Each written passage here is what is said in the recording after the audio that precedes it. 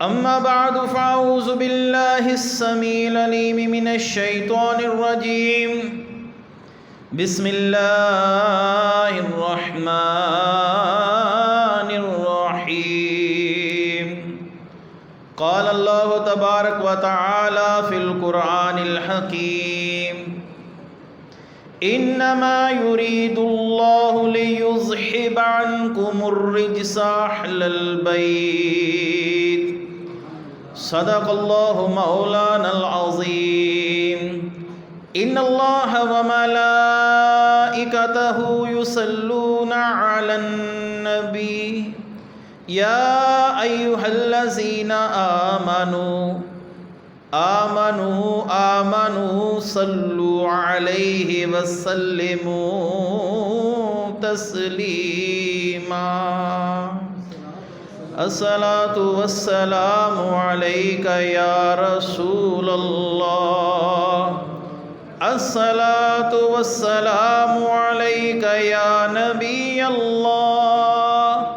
الصلاة والسلام عليك يا شفيع المذنبين وعلى آلك وأصحابك يا رحمة للعالمين. اللہ تعالیٰ کی حمد و ثنا، نبی مکرم وجہ تخلیق کائنات جان عالم حضرت محمد مصطفیٰ صلی اللہ علیہ وآلہ وسلم اور آپ کی جمیع آل و اصحاب کی بارگاہ ناز میں درود و سلام کے نذرانوں کے بعد جمعۃ الوداع کے اس بابرکت اجتماع میں تشریف لانے والے جمیع سامعین ذی وقار معتکفین حضرات، بالخصوص قاری عبدالخالق زاہد صاحب دامت برکاتہم القدسیہ، آج رمضان المبارک کا آخری جمعہ ہے۔ اس کے بعد یہ ساعتیں معلوم نہیں کہ ہمیں زندگی میں دوبارہ نصیب ہوں یا نہ ہوں۔ عید یقیناً خوشی کا دن ہے، لیکن یہ بات رنج و علم سے خالی نہیں کہ رمضان المبارک جا رہا ہے، اس کی برکتیں، اس کی رحمتیں، اس میں جو اللہ کی عنایات ہیں وہ سلسلہ بھی ہم سے منقطع ہو جائے گا۔ جن لوگوں نے اس مہینے میں اعتکاف کیے، روزے رکھے، تراویح پڑھی، اللہ تعالیٰ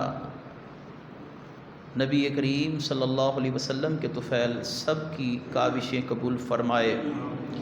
کوئی ہم سے کمی، کوتاہی، لغزش ہوئی ہو تو اللہ تعالیٰ اپنے محبوب کریم کے صدقے ہمارے جمیع متعلقین کی مغفرت فرمائے۔ جمعے کا جو پہلا یوم ہوتا ہے رمضان کا، وہ ہمیں فطری خوشی ہوتی ہے کہ رمضان المبارک آ گیا، الحمدللہ اللہ نے اپنی رحمتوں کے دروازے کھول دیے۔ اور آخری جمعہ پڑھاتے ہوئے ہم لوگوں کو جو ممبر رسول پر ہوتے ہیں ایک فطری غم ہوتا ہے کہ اس مہینے کی برکتیں، اس مہینے کی فضیلتیں ہم نے چونکہ احادیث میں پڑھی ہوتی ہیں تو دلی طور پر کافی دکھ محسوس کرتے ہیں۔ اللہ تعالی ہم سب کو پھر اس ماہ مقدس کی رونقیں دکھائے تاکہ اللہ تعالی ان رونقوں، ان برکتوں کے سبب ہماری مغفرت کا سامان فرما دے۔ گزشتہ جمعۃ المبارک سیدہ عائشہ رضی اللہ تعالی عنہا کے حوالے سے میں نے اپنی معروضات پیش کی تھیں، اور 21 رمضان سیدنا علی کرم اللہ وجہ الکریم اشجع الاشجعین، ساقی شیر و شربت، اصل نسل صفا، باب فصل ولایت اور مشکل کشا مولا علی کرم اللہ وجہ الکریم کے حوالے سے میں نے گفتگو کا وعدہ کیا تھا کہ 21 رمضان کے دن ان کی چونکہ شہادت ہوئی تھی، ہم الحمدللہ رسول اللہ صلی اللہ علیہ وسلم کی ہر نسبت پر مکمل اعتماد کرتے ہیں، ان سے محبت کرتے ہیں اور انہی نسبتوں کی احیاء کے لیے اپنے محراب و منبر کو استعمال کرتے ہیں۔ اس سے پہلے مولا علی کرم اللہ وجہ الکریم کے حوالے سے میں گفتگو کروں، ایک تمہیدی بات، ابتدائی بات جو آپ کو میں سمجھانا چاہتا ہوں۔ نبی کریم صلی اللہ علیہ وآلہ وسلم کی حدیث مبارکہ جس کو سیدنا ابو ذر غفاری رضی اللہ تعالیٰ عنہ نے روایت کیا۔ ابو ذر غفاری ویسے تو رسول اللہ صلی اللہ علیہ وسلم کے ہر صحابی کا ایک اپنا شان کا معیار ہے، اپنی فضیلت ہے، لیکن رسول اللہ صلی اللہ علیہ وسلم نے حضرت ابو ذر غفاری کے لیے فرمایا تھا کہ نیلے آسمان کے نیچے ابو ذر غفاری سے زیادہ سچا انسان کسی نے نہیں دیکھا ہے، یعنی ان کی صداقت کی گواہی دی تھی۔ اور آپ صلی اللہ علیہ وسلم نے ایک موقع پر فرمایا، ابو ذر یہ دنیا میں بھی تنہا رہتا ہے اور قیامت کے دن بھی اس حال میں اٹھے گا، یہ تنہا ہی ہوگا اور اللہ کی رضا لیے ہوئے جنت میں داخل ہوئے گا۔ ابو ذر غفاری فرماتے میں نے رسول اللہ صلی اللہ علیہ وسلم سے پوچھا اسلام کا افضل عمل کیا ہے؟ آپ نے فرمایا افضل الاعمال، عملوں میں سب سے زیادہ افضل عمل یہ ہے الحب فی اللہ والبغض فی اللہ، اللہ کے لیے تو کسی سے محبت رکھ اور اللہ ہی کے لیے کسی کے ساتھ بغض رکھ، یہ سب سے افضل عمل ہے اسلام کا۔ اور آپ صلی اللہ علیہ وآلہ وسلم سے پوچھا گیا کہ ایمان کی تکمیل کیسے ہوتی ہے؟ ابو امامہ رضی اللہ تعالیٰ عنہ اس حدیث کے راوی ہیں۔ آپ صلی اللہ علیہ وسلم نے فرمایا من احب للہ، جو کسی سے محبت اللہ کی وجہ سے کرے۔ پھر فرمایا وہ ابغض للہ، کسی سے بغض اللہ کی وجہ سے رکھے۔ وعطا للہ، جب کسی کو نوازے تو اللہ کی وجہ سے دے۔ ومنع للہ، اور کسی معاملے سے رک جائے یا کسی کو رقم دینے سے رک گیا، اپنے آپ کو اس نے کسی بات سے روک لیا، ومنع للہ، یہ بھی اللہ کے لیے ہو۔ جب انسان میں یہ چار اوصاف پیدا ہو گئے، آپ صلی اللہ علیہ وسلم نے فرمایا فقد استکمل الایمان، اس نے ایمان کو پورا کر لیا ہے۔ ایمان کی تکمیل ان چار چیزوں پر ہے، اللہ کی وجہ سے محبت، اللہ کی وجہ سے بغض، اللہ کی وجہ سے دینا، اللہ کی وجہ سے رک جانا۔ آپ نے فرمایا اس نے اپنے ایمان کو کامل کر لیا ہے۔ تو یہ اللہ کے لیے جو محبت ہوتی ہے، یہ سب سے افضل عمل اسلام کا آپ صلی اللہ علیہ وسلم نے فرمایا۔ اور آخری حدیث مبارکہ اسی ضمن میں، جس کو امام مالک رحمۃ اللہ علیہ نے اپنی مشہور کتاب موطا امام مالک کے اندر روایت کیا۔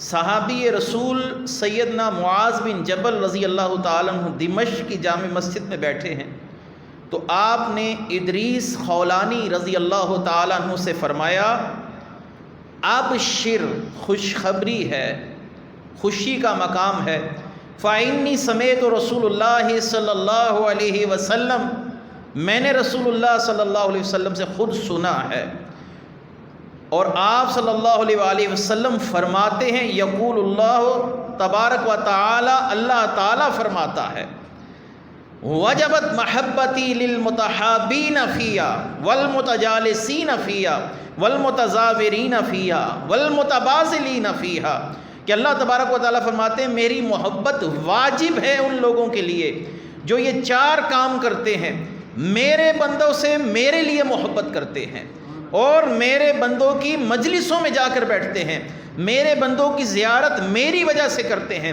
والمتبازلین فیہا، اور میرے بندوں پر خرچ میری وجہ سے کرتے ہیں، کہ اللہ کا محبوب بندہ ہے، یہ اللہ کی نسبت کی وجہ سے اس کی ہم عزت کرتے ہیں۔ تو آپ صلی اللہ علیہ وسلم نے فرمایا اللہ تعالیٰ اس کے لیے کہتا ہے وجبت محبتی، میری محبت اس کے لیے لازم ہو جاتی ہے۔ تو تین حدیثوں نے بتایا کہ اللہ کے لیے محبت، اللہ کے لیے بغض رکھنا، یہ اسلام کے افضل اعمال میں سے ہے۔ اور آج الحمدللہ مولا علی کرم اللہ وجہ الکریم کے حوالے سے جو گفتگو کر رہے ہیں، یہ بھی ہم ان سے اللہ کے لیے محبت رکھتے ہیں، آج ان کا ذکر خیر کرنے کے لیے اکٹھے ہوئے ہیں۔ یہ ہے تمہید اس ساری گفتگو کی کہ ہم کبھی سیدہ عائشہ پاک کا ذکر کیوں کرتے ہیں، کبھی سیدنا ابو بکر صدیق کا ذکر کیوں کرتے ہیں، کبھی سیدہ فاطمہ پاک سلام اللہ علیہا کا ذکر کیوں کرتے ہیں، کبھی امام حسن حسین رضوان اللہ تعالی علیہم اجمعین کے ایام کیوں مناتے ہیں، اور ہم ان نسبتوں کی احیاء کیوں کرتے ہیں۔ یہ اسی لیے کرتے ہیں کہ یہ اسلام کا سب سے افضل عمل ہے، اگر اس کی تجدید منبر سے نہیں ہوگی تو پھر کہاں سے ہوگی۔ اس سے پہلے مولا علی کرم اللہ وجہ الکریم کی محبت کے حوالے سے امام شافعی رحمۃ اللہ علیہ کا ایک شعر ہے۔ آپ فرماتے ہیں کہ یا اہل بیتی رسول اللہ حبکم، اے نبی کے گھر والوں تمہاری محبت۔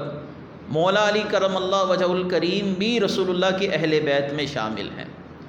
سیدہ ام سلمہ فرماتی ہیں کہ آپ صلی اللہ علیہ وسلم تشریف لائے اور آپ نے ایک سیاہ چادر اوڑھ رکھی تھی، اور اس سیاہ چادر کے اندر آپ نے امام حسن، امام حسین، سیدہ فاطمہ پاک، مولا علی کرم اللہ وجہ الکریم کو داخل فرمایا اور فرمایا اللہم ہؤلاء اہل بیتی، یا اللہ یہ میری اہل بیت ہیں، ویطہرکم تطہیرا، یا اللہ ان کو ایسے پاک کر دے جیسے پاک کرنے کا حق ہے۔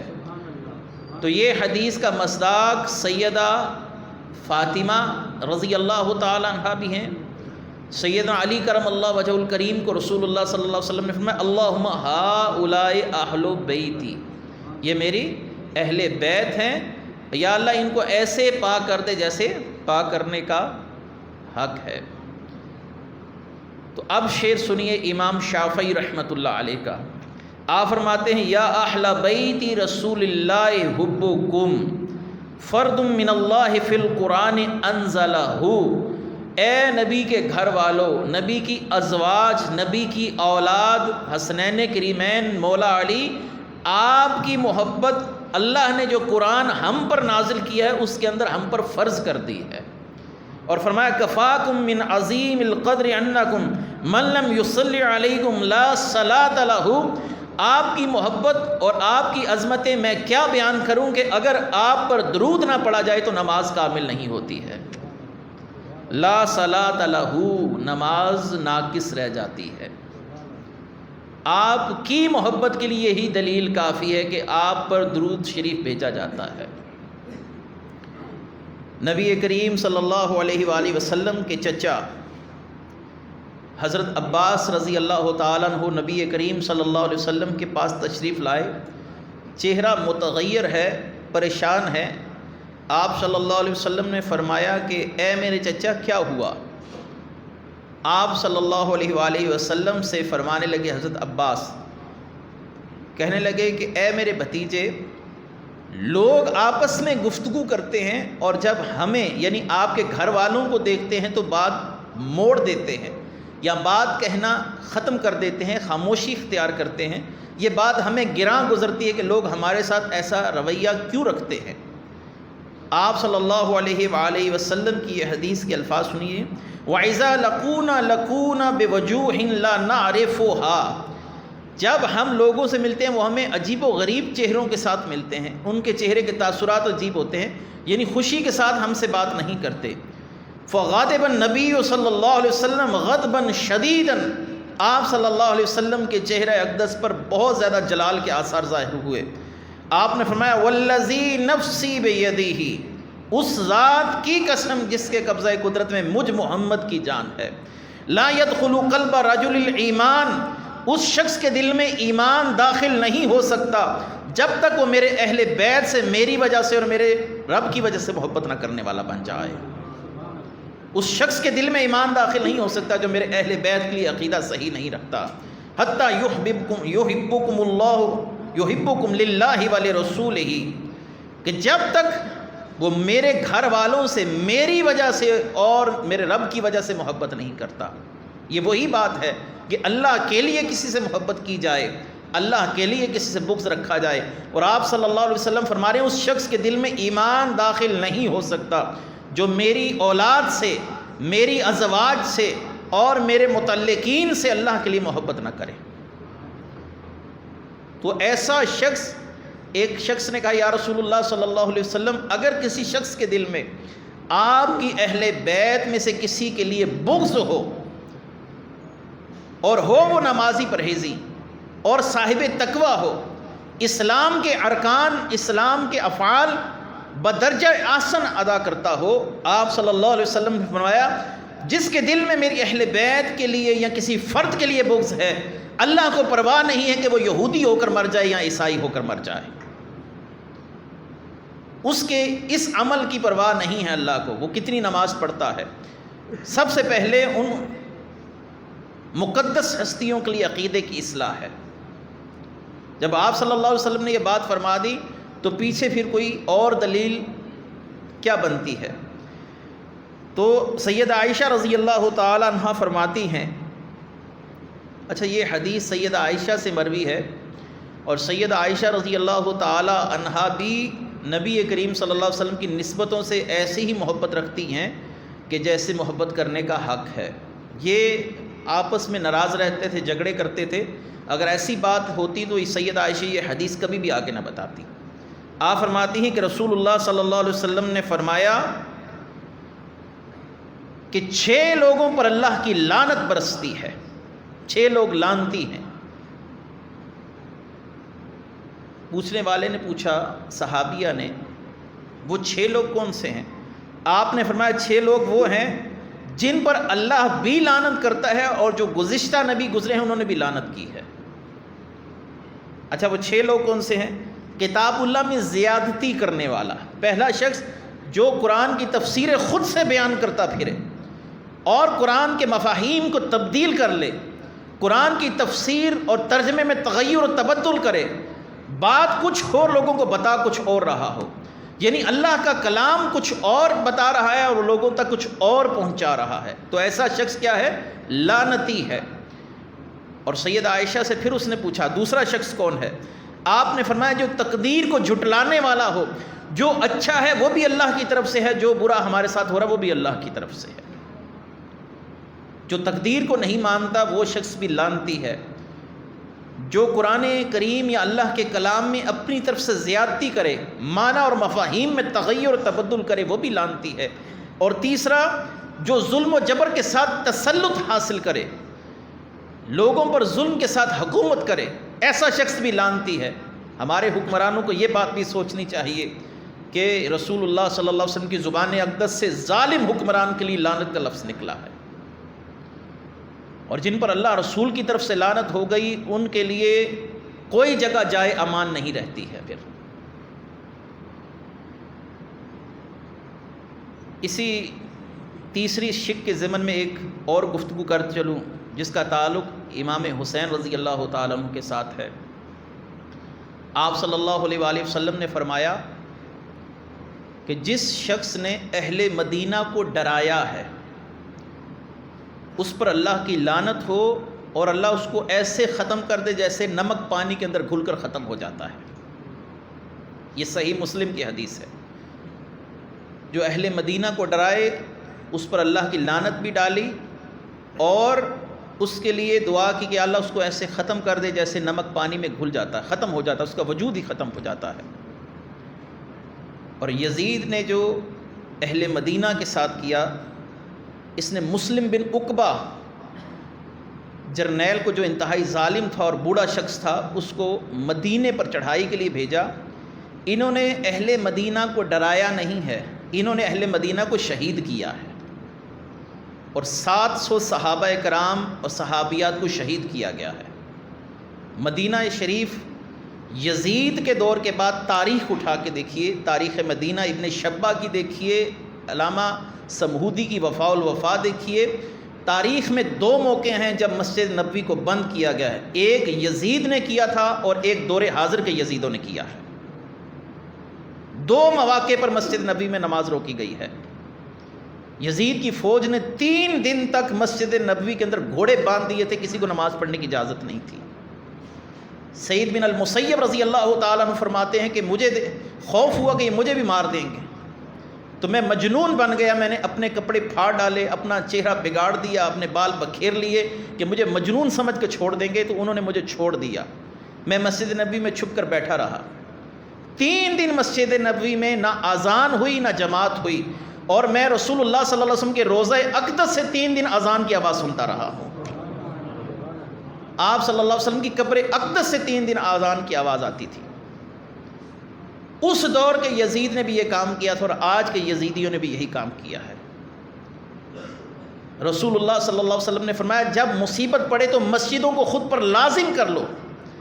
غوث اعظم نے الفتح الربانی میں فرمایا کہ جب تم پر مصیبت آئے تو 2 کام کرو، درود کثرت سے پڑھو، مسجدوں کو لازم کر لو۔ ادھر مصیبت آئی تو ان ظالموں نے مسجدوں کے دروازے بھی بند کر دیے۔ آپ صلی اللہ علیہ وآلہ وسلم کے دور کے بعد 2 مواقع پر مسجد نبوی بند رہی ہے۔ تو مسلم بن عقبہ نے 700 صحابہ، تابعین، صحابیات کو شہید کیا۔ اس لیے ہمارا یہ موقف ہے کہ آپ صلی اللہ علیہ وسلم میں جو اہل مدینہ کو ڈرائے، یہ ڈرایا نہیں گیا، ذبح کیا گیا ہے۔ تو اس لیے ہم کہتے ہیں کہ یزید اور اس کے حواریوں پر اللہ کی لعنت ہو، کیونکہ اسی کے حکم پر یہ سارا معاملہ کیا گیا۔ امام حسین رضی اللہ تعالیٰ عنہ کی شہادت کے معاملے میں تو یہ برات کا اظہار کرتا ہے کہ میں نے یہ کچھ نہیں چاہا تھا، نہ میں نے حکم دیا اس بات کا۔ اگر یہ اس واقعے سے اپنی جان چھڑا بھی لے، لیکن اس کے لعنتی ہونے میں کوئی شک باقی نہیں رہتا، کیونکہ اس نے اہل مدینہ کے ساتھ بھی بڑا ظلم و ستم کیا تھا۔ بہرکیف سیدہ عائشہ فرماتی ہیں کہ تیسرا وہ جو ظلم اور جبر کی حکمرانی کرے اس پر اللہ کی لعنت ہے۔ چوتھا جو اللہ کی حلال کی ہوئی چیزوں کو حرام کر دے اور حرام کی چیزوں کو حلال کر دے، ان پر بھی اللہ کی لعنت ہے۔ یہ یہود و نصارہ سور کھاتے ہیں، یہ اللہ نے حرام کیا کہ نہیں کیا؟ کیا ہے۔ شراب پیتے ہیں، جوا کھیلتے ہیں، اللہ ماشاء اللہ جس کو اللہ محفوظ رکھے۔ یہ اس نقطے کی روح سے یہ بھی لعنتی قوم ہے۔ اور آپ صلی اللہ علیہ وآلہ وسلم نے فرمایا والمستحل من عطرتی ما حرم اللہ والتارک لسنتی، 5واں اور 6واں شخص وہ ہے جو میری اہل بیت کی عزت اور حرمت کا خیال نہ رکھے، اور 6واں شخص وہ ہے جو میری سنتوں کا تارک ہو جائے۔ ہمیں اس پر بھی غور کرنا ہے کہ آپ صلی اللہ علیہ وسلم کی سنت کے تارک پر بھی لعنت ڈالی گئی، تو ہم رسول اللہ صلی اللہ علیہ وسلم کی کتنی سنتیں ترک کر رہے ہیں۔ یہ ہمارے لیے بھی لمحہ فکریہ ہے۔ یہ حدیث اہل بیت کی محبت کے ضمن میں نے پڑھی، لیکن اس کے ساتھ 5 اور باتیں بھی پڑھی ہیں، وہ بھی ہمارے لیے قابل عمل ہیں۔ مولا علی کرم اللہ وجہ الکریم کی عمر مبارک ابھی چھوٹی تھی۔ آپ کے علاوہ 3 بھائی اور تھے، یعنی کل ملا کر 4 بھائی ہیں، عقیل، طالب، جعفر اور مولا علی کرم اللہ وجہ الکریم۔ اور اس کے علاوہ آپ کی 3 یا 4 ہمشیرہ تھیں، یعنی ابو طالب جو تھے وہ کثیر العیال تھے، فیملی بڑی تھی ان کی۔ تو مکے میں قحط کی صورتحال پیدا ہوئی، تو لوگوں کے لیے کھانے کے لالے پڑ گئے۔ اب کھانا قحط کے دنوں میں بڑا ہی مشکل ہو گیا اس کا معاملہ۔ تو رسول اللہ صلی اللہ علیہ وسلم نے اپنے چچا حضرت عباس سے یہ مشورہ کیا کہ ہمیں چاہیے کہ ابو طالب کی مدد کریں، وہ کثیر العیال ہیں، ان کے ایک ایک بیٹے کی کفالت ہم اٹھا لیتے ہیں۔ لہٰذا رسول اللہ صلی اللہ علیہ وسلم خود اور آپ کے چچا حضرت عباس ابو طالب کے پاس گئے کہ آپ کے 2 بچوں کی کفالت ہم اٹھانے کے لیے تیار ہیں، اگر آپ اجازت دیں تو۔ ابو طالب نے کہا بالکل ٹھیک ہے، میرے 2 بیٹے، ایک کا نام جعفر اور ایک کا نام علی ہے، یہ میں آپ کے سپرد کرتا ہوں، دونوں میں سے جو چاہے جس کو مرضی رکھ لے۔ رسول اللہ صلی اللہ علیہ وسلم نے فرمایا میں علی کو رکھنا چاہتا ہوں، اور آپ کے چچا جناب سیدنا عباس نے سیدنا جعفر رضی اللہ تعالیٰ عنہ، یہ جعفر بن طیار رضی اللہ تعالیٰ عنہ،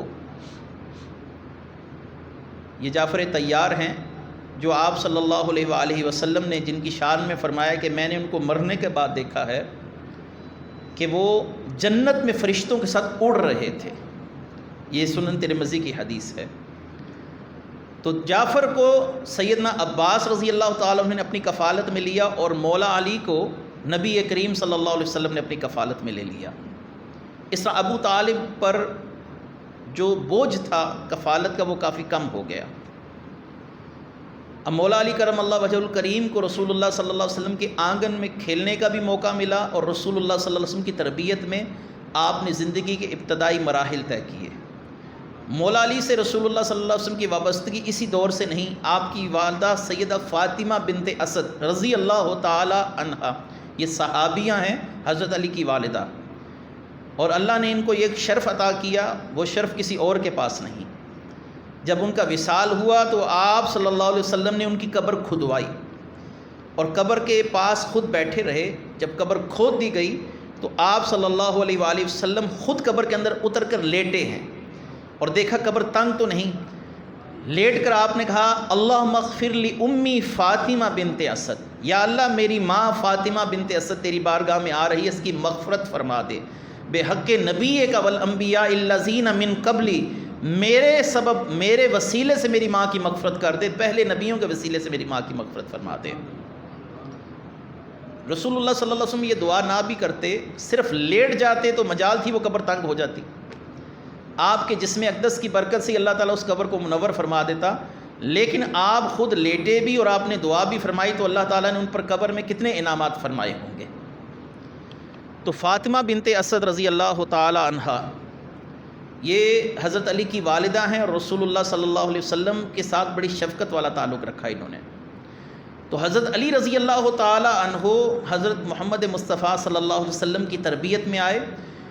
تو سیدہ فاطمہ بنت اسد کہتی ہیں جب حضرت علی پیدا ہوئے تھے تو میں نے نبی کریم صلی اللہ علیہ وسلم کو بتایا کہ اللہ نے آپ کو چچا زاد بھائی دیا ہے۔ آپ خود تشریف لائے، اور جو چیز پہلی حضرت علی کے دہن میں گئی، منہ میں گئی، وہ رسول اللہ کی زبان اقدس تھی۔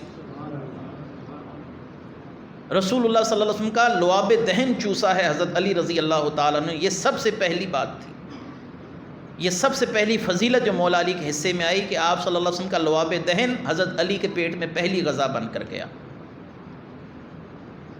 یہ تو رسول اللہ صلی اللہ علیہ وسلم کی کرم نوازی اپنے اہل بیت کے لیے۔ اور صحابہ میں حضرت ابو بکر صدیق کے نواسے زبیر بن عوام رضی اللہ تعالی عنہ، یہ وہ صحابی ہیں کہ ان کے دہن میں بھی سب سے پہلے رسول اللہ کا لعاب دہن گیا ہے۔ دو، زبیر بن عوام کی ولادت کے وقت رسول اللہ صلی اللہ علیہ وسلم بڑے خوش ہوئے تھے، کیونکہ یہودیوں نے مدینہ شریف کے اندر یہ بات مشہور کی کہ ہم نے جادو کر دیا ہے مسلمانوں کے گھر بچہ پیدا نہیں ہوگا، مسلمانوں کی نسل ختم ہو جائے گی، مدینے کے اندر یہی چند مسلمان ہیں، اس کے بعد مسلمان آگے نہیں بڑھیں گے۔ اب مسلمانوں کو بھی اس بات کی فکر ہو گئی کہیں یہ سچ تو نہیں کہہ رہے۔ ایک انسان کے اندر ایک فطری ڈر ہوتا ہے۔ انہوں نے رسول اللہ صلی اللہ علیہ وسلم سے عرض کی یا رسول اللہ یہودی تو یہ بات کہہ رہے ہیں کہ ہم نے جادو کیا ہے، اب مسلمانوں کے گھروں میں بچے پیدا نہیں ہوں گے۔ آپ صلی اللہ علیہ وسلم نے اللہ تعالیٰ سے دعا کی یا باری تعالیٰ ان کے شر سے امت مسلمہ کو محفوظ فرما۔ اور اس وقت مدینے میں جو سب سے پہلا بچہ پیدا ہوا وہ سیدنا زبیر بن عوام رضی اللہ تعالیٰ عنہ تھے۔ ان کی ولادت کے وقت خود رسول اللہ نے بہت خوشی منائی اور اپنا لعاب دہن ان کے دہن اقدس میں ڈالا، اور کچھ کھجور کے ٹکڑے کو چبا کر رسول اللہ صلی اللہ علیہ وسلم نے ان کو گھٹی دی تھی۔ یہ سیدنا زبیر بن عوام رضی اللہ تعالیٰ عنہ وہ مشہور صحابی ہیں۔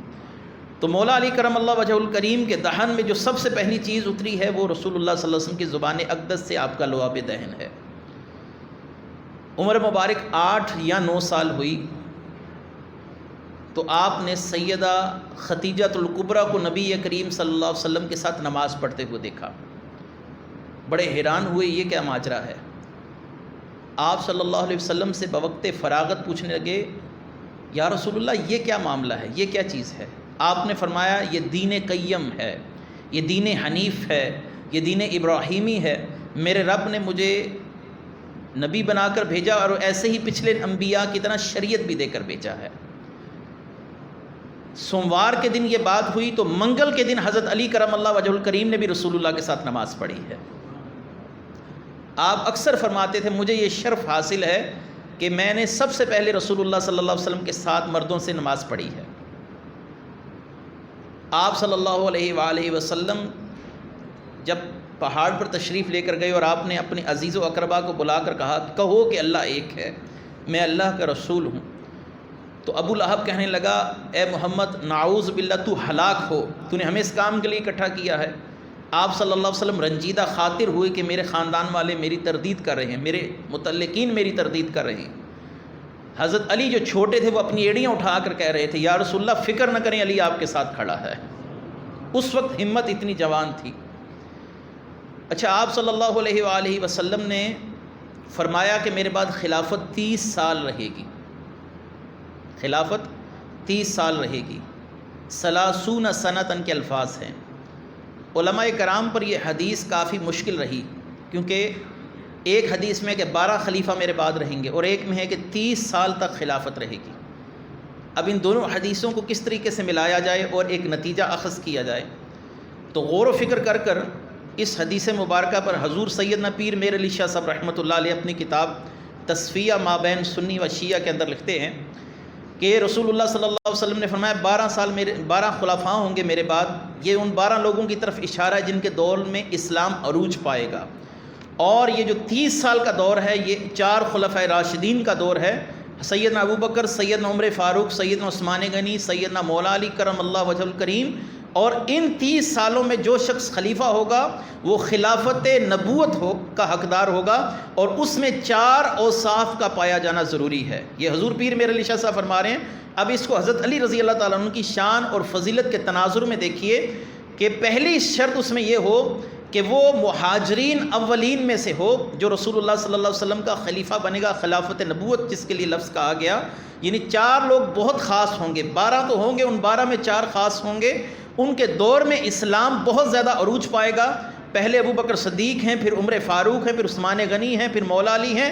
پیر میر علی شاہ صاحب فرماتے ہیں کہ ان 30 سالوں میں جو 4 لوگ بنے ان میں اللہ نے 4 ایسی خاصیتیں رکھی تھی جو پچھلے آنے والوں میں نہیں رکھی ہیں۔ پہلی خاصیت وہ مہاجرین اولین میں سے ہو، مولا علی کرم اللہ وجہ الکریم بشمول 3 خلفائے ثلاثہ، ان میں یہ شرط پائی جاتی ہے، یہ خلفائے ثلاثہ بھی ہوں یا مولا علی ہوں، یہ مہاجرین اولین سے ہیں، یہ سارے مکہ سے ہجرت کر کر گئے تھے۔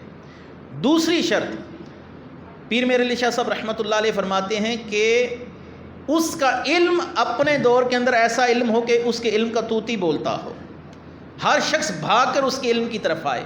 حضرت ابو بکر صدیق کا علم، حضرت عمر فاروق کا علم، عثمان غنی کا علم، مولا علی کا علم، اپنے اپنے دور میں دیکھیں سب سے زیادہ عالم لوگ یہی تھے۔ تیسری شرط حضور پیر صاحب نے فرمایا کہ وہ باطنی طور پر نبی کے ساتھ بہت زیادہ موافقت رکھنے والا ہو۔ اللہ نے جو وعدے نبی سے کیے ہیں اللہ تعالیٰ وہ وعدے نبی سے پورے کروائے یا ان لوگوں سے پورے کروا دے گا، کیونکہ یہ نبی کے خلفاء ہیں۔ اب رسول اللہ صلی اللہ علیہ وسلم کے دور میں جب ایک خارجی کھڑا ہوا کہ آپ انصاف نہیں کرتے، اے محمد صلی اللہ علیہ وسلم، ذوالخیسرہ تمیمی تھا اور اس نے اپنی آزار اوپر کر کے باندھ رکھی تھی، مشمر الآزار، اپنی آزار اوپر باندھی ہوئی تھی، داڑھی گھنی تھی، آنکھیں اندر کی دھنسی ہوئی تھیں، سر منڈا ہوا تھا۔ آپ صلی اللہ علیہ وسلم نے فرمایا اگر میں اس کی قوم کو پاتا تو قتل کرتا۔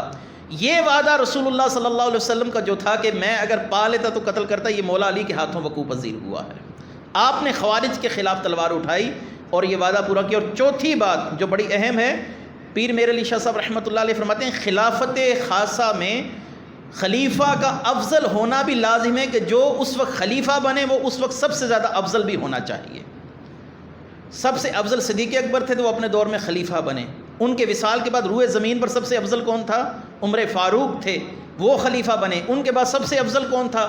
حضرت عثمان غنی، پیر صاحب فرماتے ہیں پھر وہ خلیفہ بنے، اور روئے زمین پر سر 35 ہجری کے اندر مولا علی سے افضل کوئی شخص موجود نہیں تھا، اس لیے اللہ تعالیٰ نے پھر ان کو خلیفہ بنا دیا۔ یہ خلافت خاصہ کی چوتھی لازمی شرط ہے کہ اس کا افضل ہونا پایا جائے اپنے دور میں سب لوگوں سے زیادہ۔ تو مولا علی کرم اللہ وجہ الکریم کے لیے ہمارا عقیدہ یہ ہے کہ آپ صحابہ میں سب سے زیادہ افضل 313 اصحاب بدر ہیں، اور ان میں سب سے زیادہ افضل 10 عشرہ مبشرہ ہیں، اور ان میں سب سے زیادہ افضل 4 خلفائے راشدین ہیں جن میں مولا علی کرم اللہ وجہ الکریم بھی شامل ہے۔ یہ ہمارا اہل اسلام کا عقیدہ ہے۔ اور آپ نے چونکہ دور جاہلیت رسول اللہ صلی اللہ علیہ وسلم کے گھر میں گزارا، یعنی جب آپ صلی اللہ علیہ وسلم نے اعلان نبوت نہیں کیا، اس کو دور جاہلیت کہتے ہیں. آپ نے وہ وقت رسول اللہ صلی اللہ علیہ وسلم کے گھر گزارا، تو اس لیے رسول اللہ صلی اللہ علیہ وسلم کی نظر عنایت کا صدقہ کہیے، رسول اللہ کی برکت کہیے کہ مولا علی دور جاہلیت کی کسی برائی میں بھی شامل نہیں ہو سکے. امام ابن حجر مکی فرماتے لم یعبد الاوثان قط لصغرہ، کہ مولا علی نے بچپن سے لے کر جوانی تک کبھی کسی بت کو سجدہ نہیں کیا ہے. آپ کی اللہ تعالیٰ نے حفاظت فرمائی. اور نبی کریم صلی اللہ علیہ وآلہ وسلم کے پاس ایک دفعہ سیدہ فاطمہ الزہرا سلام اللہ علیہا تشریف لائیں، تو چہرے پر پریشانی کے آثار ہیں، گھر میں فاقے ہیں. تو آپ صلی اللہ علیہ وسلم اب اپنی بیٹی کو تسلی کیسے دے رہے ہیں؟ اور مولا علی کرم اللہ وجہ الکریم کی ذرا شان بھی سنیے. آپ نے فرمایا اما تردینا ان زوجتک اقدم امتی سلما، اے فاطمہ تو اس بات سے خوش نہیں ہے کہ میں نے تیرا نکاح اس شخص سے کیا جس نے امت میں اسلام لانے میں سب سے زیادہ سبقت حاصل کر لی ہے؟ پھر سیدہ فاطمہ سے فرمایا وَأَكْثَرَهُمْ عِلْمًا، اور تو اس بات پر بھی راضی نہیں کہ علی کا علم بہت زیادہ علم ہے، اتنا علم ہے کہ علم کی کوئی انتہا نہیں ہے. اور فرمایا وَأَعْظَمَهُمْ حِلْمًا، اور حلم میں علی جیسا بھی کوئی نہیں ہے. او کما قال رسول اللہ صلی اللہ علیہ وسلم. اور یہ مولا علی کی عظمت اور سیدہ فاطمہ رضی اللہ تعالیٰ عنہ کی عظمت نہیں تو کیا ہے. جب ان دونوں کا عقد ہوا تو آپ صلی اللہ علیہ وسلم ان دونوں کے پاس آئے اور آپ نے فرمایا اللہم انی اعیذھا بکا وذریتھا من الشیطان الرجیم اللہم بارک فیہما وبارک علیہما. یا اللہ میں نے ان دونوں کو اور ان کی اولاد کو تیری پناہ میں دے دیا ہے، یا اللہ ان کی اولاد میں برکتیں رکھ. مجدد الافسانی مکتوبات کے اندر فرماتے ہیں کہ دنیا کے اندر جو ولیوں کا سردار ہوتا ہے وہ کتب ہوتا ہے، اور قیامت کی صبح تک جو بھی کتب ہوگا وہ سیدہ فاطمہ کی اولاد سے ہوگا. سب سے پہلے کتب حضرت ابوبکر صدیق رہے، پھر عمر فاروق ہوئے، پھر عثمان غنی ہوئے. اس کے بعد قطبیت اہل بیت کی طرف اللہ تعالیٰ نے منتقل کر دی. پھر مولا علی قطب اول ہوئے اہل بیت میں سے، اور مولا علی سے لے کر امام مہدی تک منصب قطبیت پر کوئی بھی فائز ہوگا وہ اہل بیت سے ہی ہوگا. ابھی بھی غوث اعظم کون ہے؟ شیخ عبد القادر جیلانی رضی اللہ تعالیٰ عنہ، یہ بھی سیدہ فاطمہ کی اولاد میں سے. ان سے پہلے اور ان کے بعد جس کو بھی آپ دیکھ لیجئے، امام زین العابدین کو دیکھیے، امام حسین کو دیکھیے، امام حسن کو دیکھیے، امام موسیٰ کاظم کو دیکھیے، امام نقی علی کو دیکھیے، جس امام کو دیکھیں گے، بلکہ آخری امام کو دیکھیے امام مہدی کا، وہ سارے کے سارے سیدہ پاک کی اولاد سے ہوں گے. یہ اللہ تعالیٰ نے اہل بیت کو فضیلت دی ہے کہ ولیوں کا جو بھی تاجدار ہوگا، جو غوث ہوگا، وہ اہل بیت سے ہوگا. حضرت علی رضی اللہ تعالیٰ عنہ کی محبت میں اعتدال رکھنا بھی لازم ہے. آج بہت سے فتنے نکل رہے ہیں. الحمدللہ ہم اہل بیت کی محبت ویسے ہی مانتے ہیں جیسے ہمارے آقا نے ہمیں حکم دیا ہے، نہ اس سے زیادہ ماننے کے روا ہیں، نہ اس سے کم ماننے کے روا ہیں. رسول اللہ نے جس کا جو مقام بیان کر دیا وہ ہماری سر آنکھوں پر ہے، نہ ہم اس میں تجاوز کر سکتے ہیں، نہ اس میں تفرید کر سکتے ہیں. آپ صلی اللہ علیہ وسلم نے فرمایا وَإِنَّهُ يَحْلِقُ فِي إِسْنَانِ مُحِبٌّ مُفْرِطٌ يُفَرِّطُنِي بِمَا لَيْسَ فِي وَمُبْغِضٌ مُفْتِرٍ يَحْمِلُهُ شَنَانِي عَلَىٰ أَن يَبْحَثَنِي. اے علی تجھ سے محبت رکھنے والے دو گروہ ہوں گے، تیرے لیے دو گروہ بنیں گے. ایک محبت میں بہت زیادہ آگے بڑھیں گے اور ایک تیرے بغض میں اندھے ہو جائیں گے. تو محبت میں جو آگے بڑھے انہوں نے رسول اللہ صلی اللہ علیہ وآلہ وسلم کی احادیث کو بھی نظر انداز کیا اور مولا علی کو اس مقام و منصب پر مانا جو رسول اللہ صلی اللہ علیہ وسلم نے نہیں فرمایا تھا. اور ایک بغض میں اتنے اندھے ہو گئے کہ ابن تیمیہ نے یہاں تک لکھا کہ علی کا ایمان ہی معتبر نہیں ہے. اللہ تعالی ہمیں فتنہ خارجیت سے اور فتنہ رافضیت دونوں سے محفوظ رکھے. ہم اہل سنت ہیں، ہمارا اعتدال پسندانہ رویہ ہے. ہم مولا علی کرم اللہ وجہ الکریم کی احادیث بھی مانتے ہیں، مولا علی کرم اللہ وجہ الکریم کی تعلیمات بھی مانتے ہیں. آپ نے فرمایا لا اجد احدا فضلنی علی ابی بکر و عمر. یہ نہ ہو مجھے محبت میں اس مقام پر فائز کرو جو میرا نہیں. میں نہ سنوں تم میں کوئی مجھے ابو بکر اور عمر سے اوپر رکھتا ہے، میں اسے 80 درے ماروں گا، اسے 80 درے ماروں گا. لا اجد احدا فضلنی علی ابی بکر و عمر الا جلدتہ حد المفتری. میں اس پر 80 درے لگاؤں گا۔ اللہ تعالی ہمیں مولا علی کرم اللہ وجہ الکریم کی محبت کا فیضان نصیب فرمائے، اہل بیت صحابہ کی محبت کا نور نصیب فرمائے، اسی پر خاتمہ فرمائے۔ آخری جمعۃ المبارک ہے رمضان کا، اللہ تعالی ان مقدس ساعتوں کے صدقے ہماری تمام عبادات قبول فرمائے۔